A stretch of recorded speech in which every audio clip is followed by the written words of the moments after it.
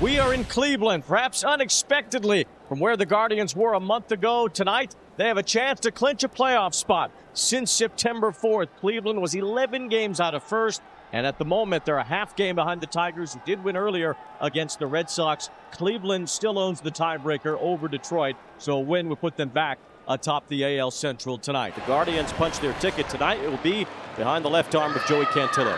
Well, he's been up and down, but he is in the biggest moment of his life right now. He knows what's at stake, and you know he is pumped up to pitch in a game like tonight. 3 balls, 2 strikes on Hellman. And there's a ball driven out to the gap in left center field. It's struck well, and it will one hop off the wall in left center. Well, the Rangers, who scored 4 runs in the first inning yesterday, and at least for the moment cooled off a potential celebration in Cleveland, get a start here tonight with a leadoff double from Michael Hellman. And I was going to get ready to say that a fast start for the Guardians would be essential, because really Texas Rangers obviously have nothing to play for. They're going to play baseball and try to win. All the pressure is going to be on the Guardians because of what's at stake. This one's lined over left, and it's a base hit. Around third, Hellman scores. Josh Young doubles in the corner, and the Rangers, for the second straight night, score in the first inning. You see that ball stays up, and he just hooks it. Does a great job staying back. Off-speed pitch that he's able to get to, and an easy run scored. So the Rangers grab a run right out of the gate here as Adolis Garcia won the World Series. Designated hitter tonight. Bounces this one to Jose Ramirez at third. And a throw across for the second out. It's been a 20-pitch first inning so far for Cantillo. Swing and a miss. Good job by Joey Cantillo, as he indeed minimizes the damage. Jacob Eugene Latz set of Lamont, Illinois, goes to the mound with a 1-0 lead for the bottom of the first. Here's Jose Ramirez. And he's the heart and soul of the Guardians. As he lines one through the middle, a base hit. It's knocked for the Guardians tonight. And guess who? Jose Ramirez has it.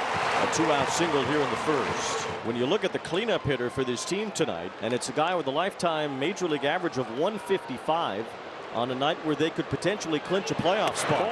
Jonathan Rodriguez takes a ball, and Jose Ramirez steals another base. His 41st of the year. He had 95 attempted stolen bases since last year, so that's one number 96. He's in scoring position with 2 outs for Rodriguez. Off the end of the bat, a fly ball right center field. This one struck pretty well, and it's going to go! A home run! Jonathan Rodriguez slugs one the other way, and the Guardians take a 2-1 lead. How about that? Jonathan Rodriguez, his second home run. He had 16 in Columbus. He's never had a bigger hit in his young major league career. You talk about a shot in the arm for this ball club. Cantillo's retired 6 straight. That'll bring up Michael Hellman at the top of the order. Here's a bunt to the first base side from Hellman. He's going to try to beat Noel, and he slides under the tag. He's safe. Well, Noel's pretty confident. He's throwing the ball around the horn, so I don't think he would throw it around the horn if he didn't think he had gotten him. Well, they're obviously going to take a look at it. After a legal call in the field is overturned, the runner is out. 2 down, bases empty for Cody Freeman. Grounded out his first time. Now the payoff. Freeman, a check swing roller to first. Gobbled up by Noel. He'll run to the bag, step on the bag, and a 1-2-3 inning. Garcia bounced to third his first time up. There's a swing and there's a drive, well hit, left center field. This one is way back, and this one is history.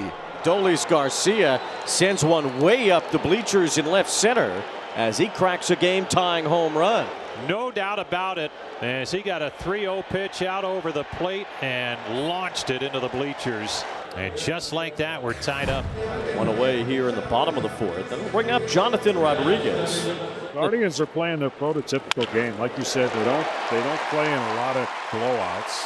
They're playing a lot of close games. Rodriguez is 2 for 2, paying off that confidence from the manager. 1-out single here in the bottom of the fourth. Kyle Manzardo will be the batter. Manzardo hits it right at Berger, and it's a double play. It was a rocket, but right at the first baseman. Arias did strike out his first time against Latz. He reaches out, lines it into left field. It is past a diving Freeman, and it rolls all the way to the wall. Arias around second. It's a leadoff triple. Cody Freeman, the left fielder, came in, made a diving attempt, and he could not get to it, or at least smother it. Looked like it tipped his glove, but then snuck by him and just about rolled to the warning track, and that opened the door for Arias to advance all the way to third with a triple. And now the Guardians, with nobody out, have a golden chance. It's Noel and Rocchio to follow. Bottom part of the order. This is where the Guardians lineup gets thinner. Jacob Latz against the bottom third of the order has recorded back-to-back strikeouts. He's looking to put away Hedges to keep this game tied. Aggressive field is sold out. Cleveland wants to celebrate tonight. The Rangers trying to hold it up. Check swing. He went around, strike 3. And a frustrating fifth inning for the Guardians as they come up empty. We'll head to the 6th. Very important game for the Guardians. Joey Cantillo did a very nice job. You can get the sense earlier from Stephen Vogt that he wanted as much of Hunter Gaddis and Cade Smith in this game tonight as he could get if it was a winnable game. The ball's 2 strikes. And that's on the outside corner, strike 3. Garcia didn't like it. Game deadlocked at 2. It is Eric Sabrowski in the game now for the Guardians. The left-hander facing Dylan Moore, the number 9 hitter and right fielder. Ground ball. Ramirez can't reach it. Under his glove in the left field. Leadoff man is on for Texas here in the 8th inning. Batter now will be Hellman, top of the order, due up here for Texas. Squares to bunt, and he gets hit by a pitch. Hellman got his face out of the way here, but he is hit on the shoulder. So now a hit batsman would put runners on first and second with nobody out. A big moment now. The ball's 2 strikes. Freeman's 0 for 3 tonight. And now he's really got to go for the strikeout here. Swing and miss. Sabrowski gets the first out. Cade Smith will try to get the rest here in the 8th. 2-2 tie here in the 8th inning. As Josh Young gets a ground ball to short. Grabbed by Arias, flips to second. Over to first. Noel couldn't hold the ball. It would have been a double play, but Noel could not hold the throw from second base. And the inning continues. But you wonder if he was thinking this ball was going to short hop him at all. Yeah, and just didn't get it in the web. Cade Smith has become the main man at the end of the game for Cleveland. Garcia 1 for 3 with a homer. Swing and a miss. Throw down to second base. The runner is caught in a rundown. The other runner coming home. Here's the throw to the plate, and he's out by plenty. How about that? Texas tried to pull off a double steal. Hedges threw high to second. Rocchio made a leaping catch.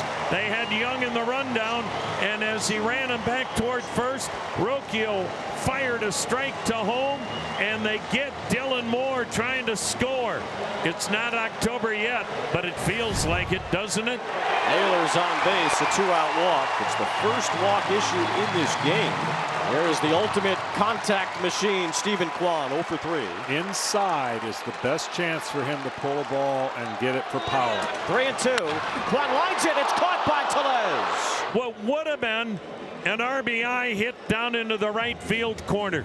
We go to the 9th, deadlocked at 2. This is a Cleveland clinic. Cleveland looking to make it to the playoffs for the 7th time in the last 10 years. The lefty on the mound for Texas tonight. Stephen Vogt decided to give a guy who's had plenty of minor league accomplishments an opportunity to back cleanup tonight. Jonathan Rodriguez has responded. Ball 4. And he takes ball 4 just below the zone. That was a great job of taking after wanting to be and doing something special. The Guardians sending Petey Halpin into the game to run. There's Kyle Manzardo against the lefty. Manzardo lifts one to shallow left. It's Freeman coming in for it. Duran going out, and Freeman can't make the play. They're going to send Halpin home. Now he goes back to third. As Freeman initially had some trouble locating the ball. Halpin almost made a leap toward the plate before he was held up. But now the winning run is at third. Well, if he would have gone to third base with the intent of going home, I believe he could have scored. But when he got to third, he was already conceding that that was going to be it. Coming into third full speed, it would have been chaos at home plate.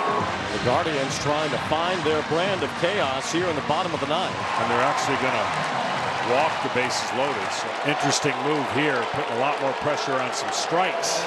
Gives Texas a lefty-lefty advantage against Kefis. In just his 43rd Major League game, trying to send this place into a frenzy. He got hit! It's over! The Guardians of Miracles pull off another! And Cleveland is headed to the postseason! And Cleveland has stunned Texas in the bottom of the 9th inning. 3-2.